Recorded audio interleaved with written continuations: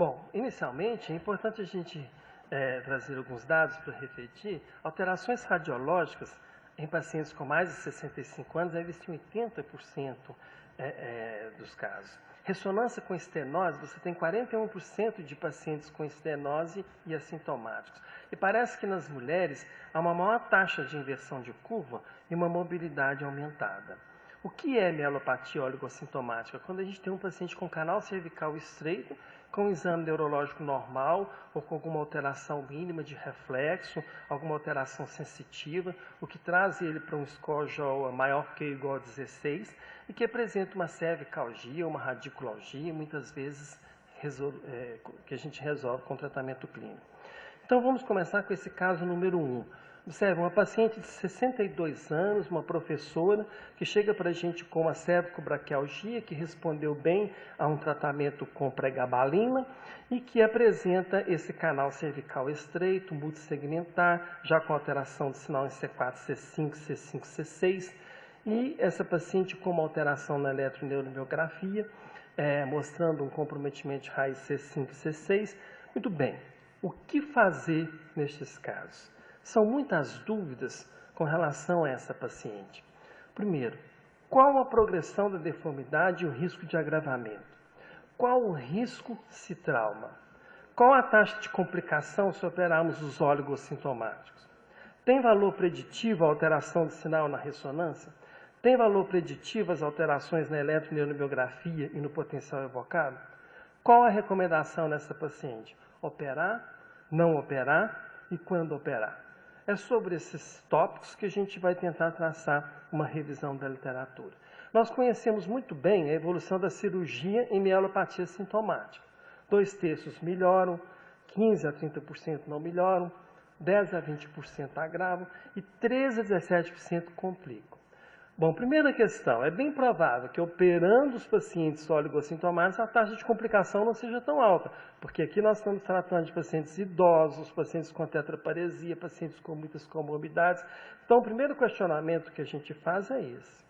Qual a importância da alteração de sinal em T2 e T1? Muito bem. Tem trabalhos clássicos, igual esse trabalho do Matsumoto, ele estudou 52 pacientes, no follow-up de 3 anos, 20% evoluiu para a cirurgia, mas ele não observou o valor preditivo de T2, porque tinham pacientes com alteração de sinal que não evoluíram para mielopatia sintomática e tinham pacientes sem alteração de sinal que evoluíram para mielopatia sintomática.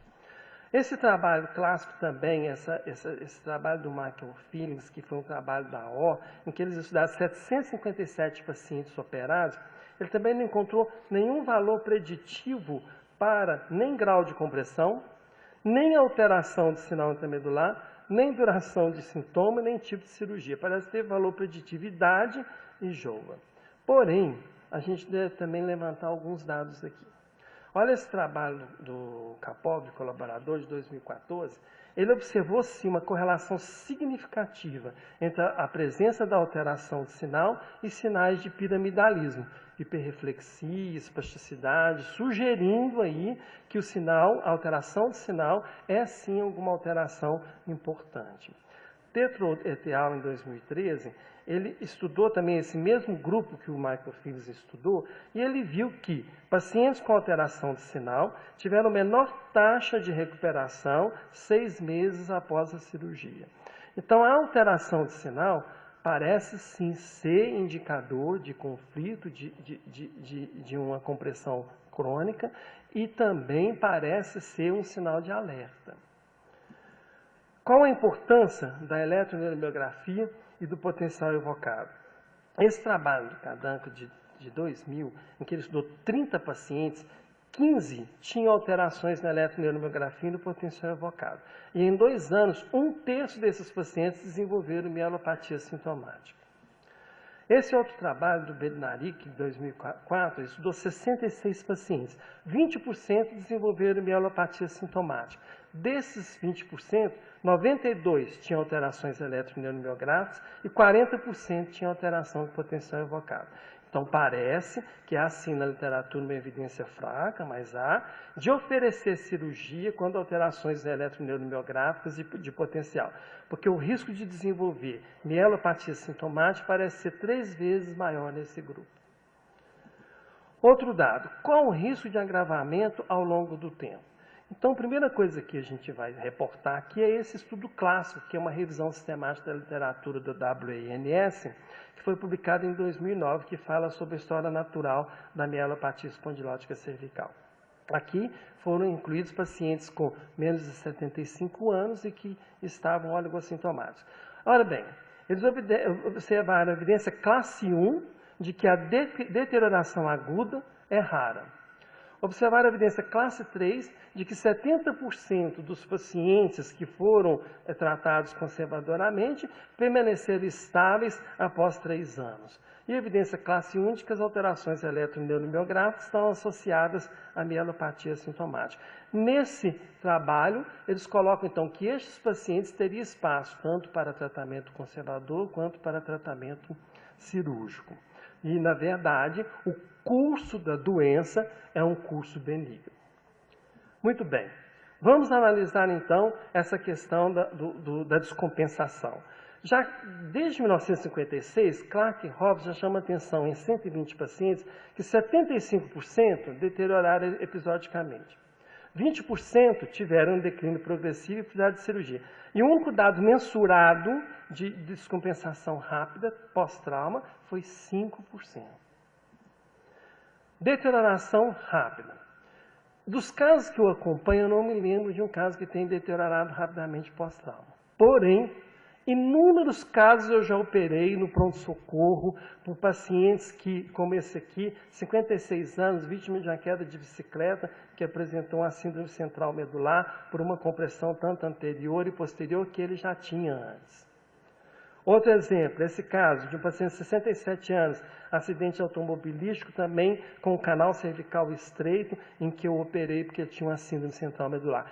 Estes casos não entram naquela estatística dos 5%, porque aquela estatística é só dos pacientes que estão sendo tratados conservadoramente.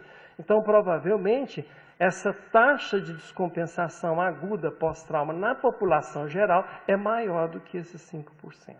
Então, isso tem que ser levado em consideração. E a deterioração ao longo do tempo? Aí, os trabalhos também mostram dados significativos. Na Camura, acompanhando 64 pacientes em 10 anos, foi necessário cirurgia em 30% dos pacientes. Cadanca, 27 pacientes, 18,5% agravaram e precisaram de cirurgia. Oshima, em 2012, 43 pacientes, quase 40%, 37,2% deterioração e cirurgia. As últimas revisões, as revisões sistemáticas da literatura mais recentes, Wilson e colaboradores, 8% deterioração com 1 ano, 23% com 44 meses. Caradime e colaboradores, revisão sistemática da literatura 2013, 20 a 62% dos pacientes deterioraram com 3 a 6 anos de acompanhamento. Então, na verdade, a gente tem que ter em mente que a doença tem um curso benigno, mas não é tão assim. Aqui eles mostram um exemplo de uma paciente de 33 anos, observe já como uma inversão de curva importante, em que nós abordamos pela via anterior, visando inclusive a correção dessa curva. Aqui um paciente de 54 anos, com canal cervical estreito multissegmentar. Esses pacientes jovens são bons candidatos à laminoplastia, então muitas vezes a gente pratica a laminoplastia nesses casos. Aqui um outro exemplo também, 63 anos, paciente só com clonos em aquileu. Então vamos voltar àquele primeiro caso que nós apresentamos, aquela professora de 63 anos. Qual que eu acho, do ponto de vista, da partir desse debate, o que a gente acredita? Recomendação pró-cirurgia. Paciente com menos de 65 anos, JOA alto, alteração da eletroneuromiografia potencial evocada, alteração do sinal intramedular, o paciente ele tem que estar ciente que ele tem uma chance de deterioração aguda de 5%, entre aspas, como nós falamos, que ele tem uma necessidade, ele vai evoluir para uma necessidade de cirurgia que vai variar de 20% a 62%, e que ele tem um risco de desenvolvimento de mielopatia 3 vezes maior, porque ele tem alterações eletroneuromiográficas. Não se trata de fazer terrorismo com esses pacientes, às vezes os pacientes chegam para a gente com colar cervical para operar amanhã, não é bem isso, mas se trata, sim, de um paciente com critérios para indicação de cirurgia e essa tomada de decisão tem que ser conjunta com o paciente. Muito obrigado.